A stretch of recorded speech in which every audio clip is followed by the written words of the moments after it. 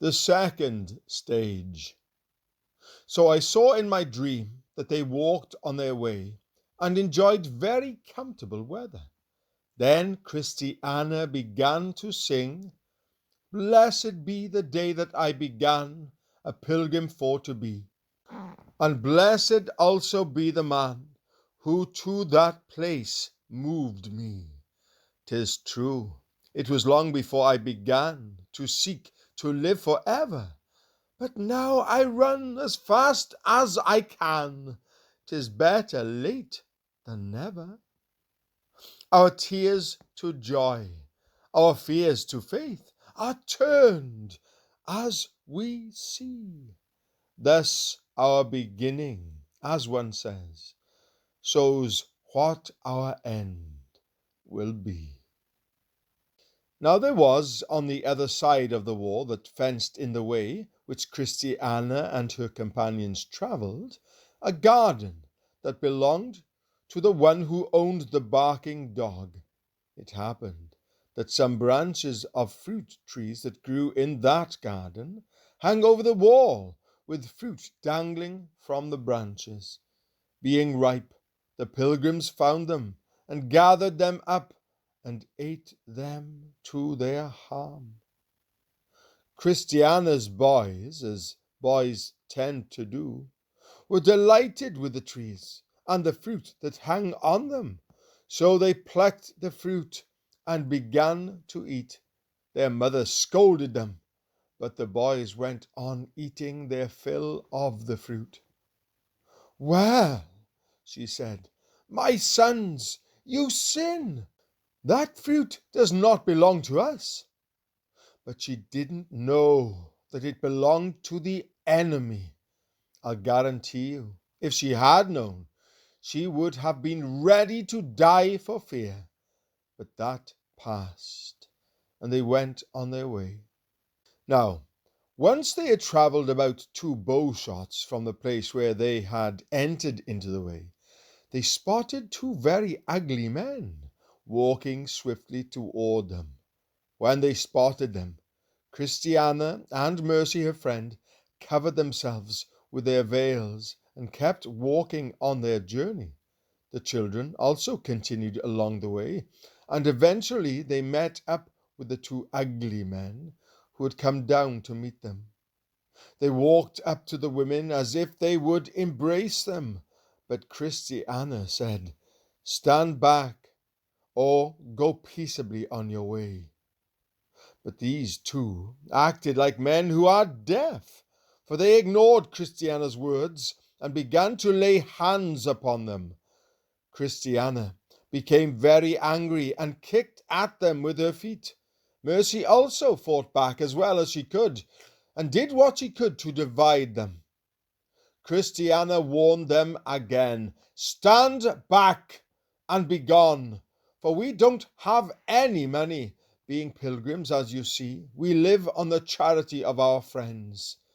Then one of the 2 unattractive men said, "We don't attack you for money. Rather, we have come to tell you that if you will just grant one small request, which we shall ask of you, we will make women of you forever." Now Christiana could only imagine what they might possibly mean by that. So she said, "We will neither hear, consider, nor yield to what you plan to ask. We are in a hurry and cannot stay.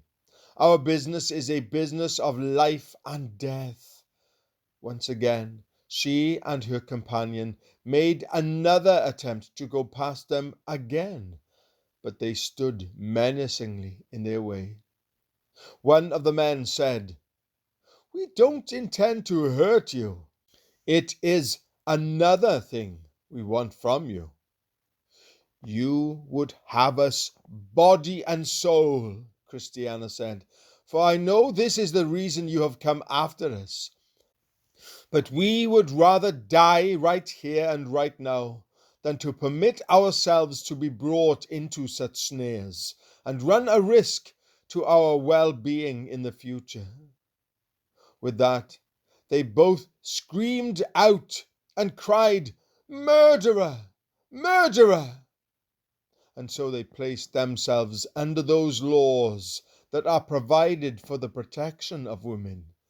But if in the field the man finds the girl who is engaged, and the man forces her and lies with her, then only the man who lies with her shall die. But you shall do nothing to the girl. There is no sin in the girl worthy of death. For just as a man rises against his neighbor and murders him, so is this case. When he found her in the field, the engaged girl cried out, but there was no one to save her. Deuteronomy chapter 22, verses 25 to 27.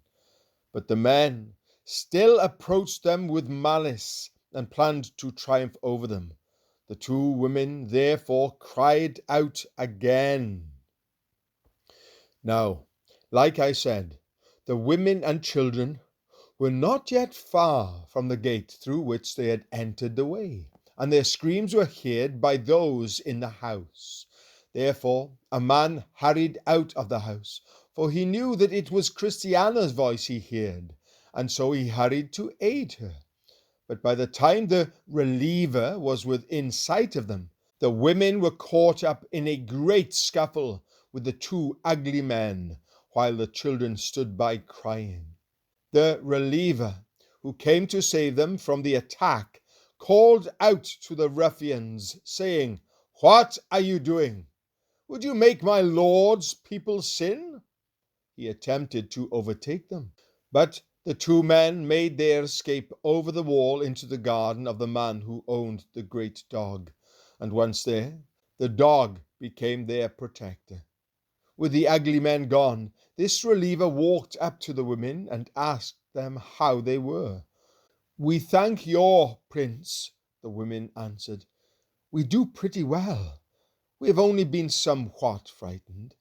Thank you so much for coming to help us. If you hadn't, we would surely have been overcome." So after a few more words, this reliever said, "When you were visitors at the gate, I marveled that you knew you were weak women, and that you didn't petition the Lord for a conductor, so that you might avoid troubles and dangers such as these. He would have granted you one if you had asked." Christiana brushed dust from her dress.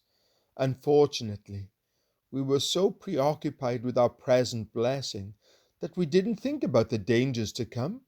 Besides, who could have imagined that such naughty ones could have lurked so near the king's palace?